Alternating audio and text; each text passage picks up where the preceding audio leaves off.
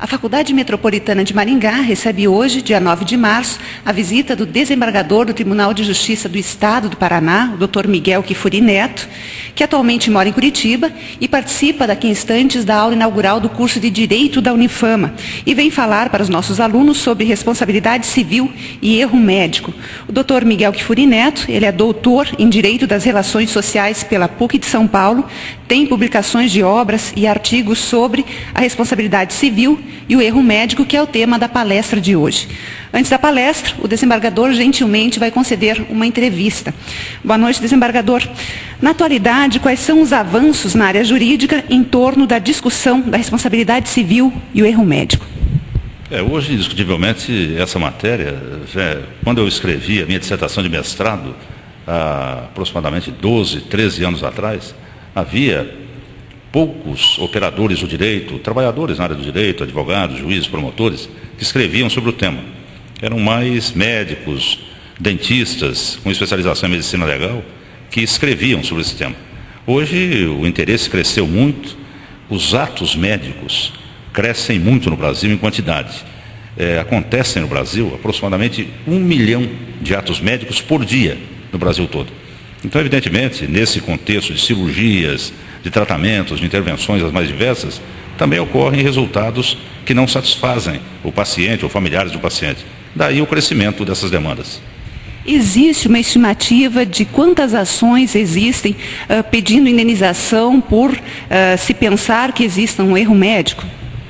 No Brasil, infelizmente, as nossas estatísticas são muito falhas. Não há estatística qualitativa. Então, por exemplo, no tribunal, nós podemos saber quantas ações fundadas na responsabilidade civil existem, mas essas ações não são fracionadas, especificadas. Por exemplo, responsabilidade civil automobilística, responsabilidade civil do consultor, responsabilidade civil do médico. E o que nós sentimos é o aumento dessas demandas julgando no tribunal. Então, toda sessão de julgamento nas nossas câmaras especializadas em responsabilidade civil, que são 3, há 1, 2, 3 desses recursos. E o dado significativo é no Superior Tribunal de Justiça. Em 1999, havia 63 recursos versando plano de saúde, responsabilidade médica hospitalar. 10 anos depois, já existem 4.369. Então, isso, recursos que chegam ao Superior Tribunal de Justiça em Brasília. Então, esse é um dado significativo desse aumento do número de demandas. E, na verdade, a partir desse aumento dessa demanda, exige uma nova postura desse profissional de saúde. Hoje, todo congresso médico, de qualquer especialidade, anestesiologia, oftalmologia, ortopedia, ginecologia, obstetrícia, todas as especialidades discutem, auditoria médica, discutem a responsabilidade civil. O médico tem interesse em saber como o judiciário julga a atuação do médico. Então, por isso, essa postura é uma postura preventiva. O médico, ele deseja sempre conhecer quais medidas ele deve tomar para evitar a demanda indenizatória. Então, o que exatamente na função dele pode caracterizar esse erro culposo que acarreta a indenização. E que erros mais comuns seriam esses, doutor? O mais comum é negligência. Então, esquecimento. O médico esquece pinça, gaze, compressa, ou também aquele problema de troca de cirurgias, às vezes por um erro, até mesmo na anotação, da cirurgia do lado errado, que acontece com muita frequência, mais do que a gente pode imaginar. E, enfim, imperícia, volta e meia, principalmente nessas especialidades que caracterizam mais obrigação de resultado. É o caso da cirurgia plástica estética, embelezadora. Então, o resultado não é aquele que o paciente esperava. Ele atribui aquilo à imperícia do médico. O médico pode ser o maior perito, mas a imperícia é verificada naquele ato que ocasionou o dano. Então, em regra, são essas ocorrências aquelas que acarretam o maior número de demandas.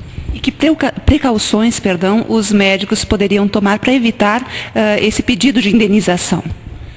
Principalmente a relação médico-paciente. O médico tem que ter um bom relacionamento com o paciente, explicar esse consentimento informado, explicar ao paciente tudo aquilo que pode acontecer. O paciente esclarecido, ainda que eventualmente uma daquelas intercorrências ou complicações previsíveis, ainda que ocorra, o paciente sabe, cientificamente explicado a ele pelo médico, aquilo que poderá ocorrer. Então, evita aquela demanda infundada. Ao redor de 80% dessas demandas são demandas improcedentes, onde a parte pensa que o médico errou, mas aquilo dependeu muito mais do próprio organismo do paciente, da evolução da doença, e não da atuação do médico. A medicina não é ciência exata, o médico não pode curar em 100% dos casos. Na atualidade, o que a gente percebe é que talvez esse tema de responsabilidade civil do médico tenha se deturpado. Tudo parece que se tornou um erro médico no discurso popular, na verdade. Você tem toda a razão. E os médicos reclamam muito disso. Quer dizer, o médico não é Deus, ele não pode curar em todo e qualquer caso. Agora, incumbe ao judiciário e a nós, que trabalhamos com direito, saber exatamente quando o médico foi imperito, imprudente ou negligente. Se ficar provado que ele agiu com imperícia, fez aquilo que não sabia fazer naquele momento, agiu de maneira errada quanto à técnica, foi negligente, esse esquecimento, a desídia, a omissão, ou foi imprudente. Às vezes o médico é assodado, precipitado, começa uma cirurgia de alto risco sem ter, por exemplo, garantia de um leito de UTI. Então ele está sendo imprudente. E ocorre a complicação, o paciente necessita de internação em UTI e acaba morrendo porque não tem um leito. Então, eventualmente, poderá ser responsabilizado o médico. Então, essas são aquelas ocorrências que o paciente deve verificar com cautela, né, para não propor uma demanda fadada em procedência. E não só apenas os médicos podem ser responsabilizados, como os próprios prestadores de serviço de saúde, como os hospitais. Porque, às vezes, o erro médico pode acontecer muito mais por uma falta de infraestrutura dos hospitais do que mesmo pela profissão, né, pelo exercício da profissão do médico. Tem toda a razão. Então, antigamente, a relação médico-paciente só envolvia médico e paciente. Ninguém mais interferia. Hoje, nessa relação, intervém planos de saúde, seguro-saúde, hospitais. Então, todos acabam, de um certo modo, condicionando a atividade do médico. E se, eventualmente, esse médico agindo como preposto, como empregado, com algum vínculo de subordinação funcional a esses planos de saúde, prestadoras de serviços de saúde, também a demanda é ajuizada em face da prestadora. Então, ambos respondem, o médico e a prestadora, ou, eventualmente, o médico e o hospital. Mas tem que se determinar sempre, primeiro, a responsabilidade subjetiva do médico, a culpa do médico, que daí essas outras pessoas jurídicas respondem solidariamente, também são condenadas a indenizar. Doutor Miguel, o senhor não pensa que de repente pode haver uma falta de conscientização mesmo da população para saber não só o que é erro médico, porque a demanda aumentou, né, pelo que o senhor está nos passando, mas por outro lado, nós temos uma população que ela não tem o conhecimento técnico para determinar isso foi erro médico ou isso não foi. A demanda poderia ser muito maior, inclusive, se nós tivéssemos uma população consciente, né, do procedimento médico a que ela vai se sujeitar. Muito bem, hoje, como nós temos muitos advogados, então é fácil, o acesso à justiça, após 88, é absoluto. Qualquer pessoa, por mais pobre que seja, ela pode ter acesso à justiça. Basta que ela se declare pobre.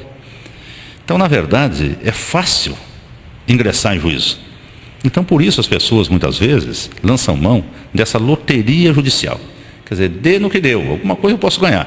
Isso os médicos reclamam, porque os médicos têm tudo a perder, né? E essas pseudo-vítimas, pessoas que na realidade não foram vítimas do erro médico, mas muito mais da evolução da doença, algo que ocorre, que não está inserido ali naquele poder de decisão do médico, evitar que aquilo ocorra. Então, você tem toda a razão. Hoje há demandas temerárias. Isso tem aí amedrontado até os médicos. Falam, eu tenho tudo a perder, perco o consultório, cirurgias, para me defender de uma demanda onde eu tenho certeza, desde o início, que eu não sou culpado.